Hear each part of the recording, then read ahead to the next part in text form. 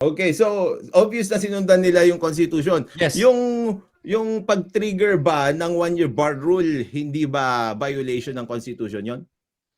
Hindi naman na-trigger Hindi, kasi isa lang ang hindi, impeachment proceeding na Hindi, yung na-initiate. tanong ko nga, yes or no? If the No. one-year bar rule was triggered, is it a violation No. of the Constitution? No. It Okay, wasn't ito, triggered. Yun ang tanong mo, di ba? So no, kapag it may wasn't. violation of due process of law, is it a violation of the Constitution? Absolutely. Absolutely. Pero yung Absolutely. one-year bar, pag na-trigger yon, hindi yun violation ng Constitution. Is that your final answer? I'm sorry? Pag ano?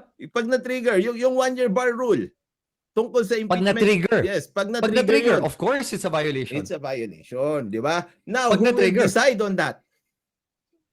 Well, the thing is, it wasn't No, my violated question because is who will decide on that? No, attorney, according to the Constitution, one impeachment proceeding initiated per year. And there was Kaya only nga, one. Wag muna tayo So, dyan. ano na violate? May question. That's May black and question. white yun eh. Hindi, ang question ko sa'yo,